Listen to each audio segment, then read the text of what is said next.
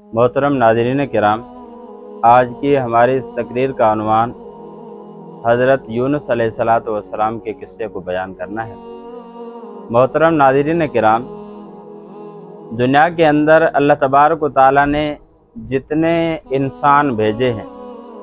ان تمام انسانوں میں سب سے زیادہ جو تکلیفیں آئیں، جو آزمائشیں آئیں، وہ عام انسانوں پر نہیں آئیں، یہاں تک کہ کفار پر بھی نہیں آئیں۔ انبیاء علیہ السلام پر اللہ تبارک و تعالیٰ کی طرف سے سب سے زیادہ آزمائشیں اللہ رب العزت نے بھیجی ہیں۔ جس طرح حدیث شریف میں آتا ہے، رسول اللہ صلی اللہ علیہ وسلم نے فرمایا کہ انسانوں میں سے سب سے زیادہ تکلیفیں انبیاء کو دی جاتی ہیں، پھر اس کے بعد جو ایمان میں ان کے قریب ہوتا ہے فالامثل ثم الامثل، یعنی پھر جو ان کے قریب ہوتا ہے ان کو اللہ رب العزت آزمائشیں دیتا ہے۔ چنانچہ حضرت یونس علیہ السلام کو بھی اللہ تبارک و تعالیٰ نے بہت زیادہ آزمایا، یہاں تک کہ حضرت یونس علیہ السلام جب اپنی قوم اس سے بیزار ہوئے، دعوت دی، بہت زیادہ بیزار ہوئے، تو حضرت یونس علیہ السلام اپنی قوم سے بھاگ کر نکلے۔ تو آگے جب گئے تو کشتی کے اندر سوار ہوئے، کشتی ڈوبنے لگی۔ انہوں نے کیا کیا کہ کہا کہ اب ہم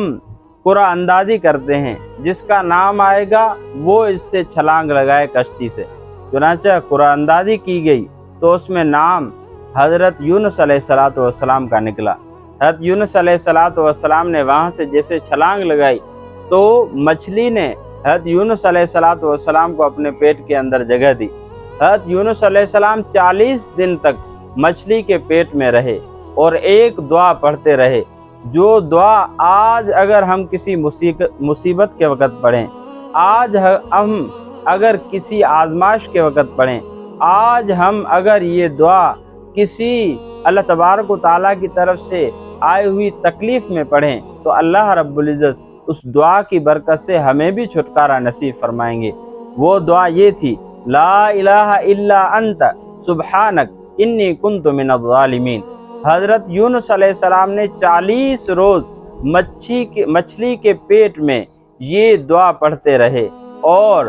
حضرت یونس علیہ السلام کو اللہ تبارک و تعالیٰ نے 40 روز مچھلی کے پیٹ کے اندر رکھا۔ اس کے بعد اس دعا کی برکت سے اللہ تبارک و تعالیٰ نے اس سے مچھلی کے پیٹ سے باہر نکالا اور صحیح سالم نکالا۔ یہ اس دعا کی برکت تھی، اور حضرت یونس علیہ السلام کی اللہ تبارک و تعالیٰ نے براہ راست بذات خود اس کی حفاظت کی، کیونکہ انبیاء علیہ السلام کی حفاظت اللہ تبارک و تعالیٰ خود فرماتے ہیں۔ تو ہمیں اس واقعے سے یہ سبق ملتا ہے کہ جتنی بھی تکلیفیں آئیں انسان پر، جتنی بھی مصیبتیں آئیں، تو انسان کو اللہ تبارک و تعالیٰ کی طرف رجوع کرنا چاہیے، ہر وقت اللہ رب العزت سے ڈرنا چاہیے، اللہ تبارک و تعالیٰ سے دعائیں مانگنی چاہیے، تو اللہ تبارک و تعالیٰ ضرور اس مصیبت سے ہمیں خلاصی دیں گے۔ مثال کے طور پہ اگر ہمارا نفس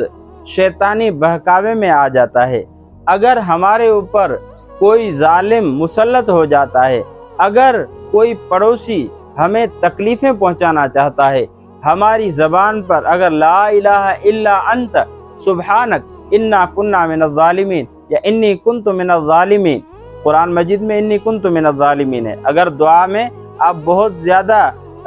لوگ ہیں، جماعت کے ساتھ دعا کر رہے ہیں، تو پھر انا کنا من الظالمین کہا جائے گا۔ بہرحال یہ دعا پڑھنی چاہیے، تو اللہ تبارک و تعالیٰ اس بار بار دعا پڑھنے کی برکت سے اللہ تبارک و تعالیٰ ضرور ہمیں خلاصی دیں گے۔ اور اسی طرح ایک اور دعا بھی آتی ہے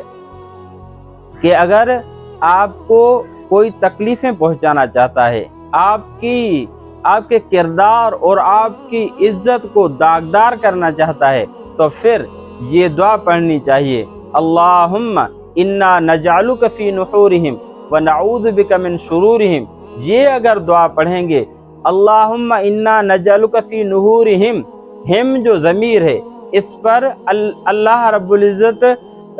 کی طرف دھیان ہو، اور ذہن کے اندر وہی لوگ ہوں جو آپ کو تکلیف دے رہے ہیں، جو آپ کی عزت کو داغدار کرنا چاہتے ہیں، اور اسی طرح وَنَعُوذُ بِكَ مِن شُرُورِهِمْ کی جو ہم ضمیر ہے، اس پر بھی ذہن کے اندر وہی لوگ ہوں جو آپ کو تکلیف دینا چاہتے ہیں، تو اللہ تبارک و تعالیٰ ضرور آپ کی حفاظت فرمائیں گے، اور جو آپ کا دشمن ہے اس کو اللہ تبارک و تعالیٰ ضرور ذلیل، رسوا اور خوار کریں گے۔ اللہ تبارک و تعالیٰ سے دعا ہے کہ اللہ رب العزت ہمیں اپنی حفظ و امان میں رکھے، اور اللہ تبارک و تعالیٰ ہر قسم کے شریر لوگوں سے ہماری حفاظت فرمائے۔ وآخر دعوانا والحمدللہ رب العالمین۔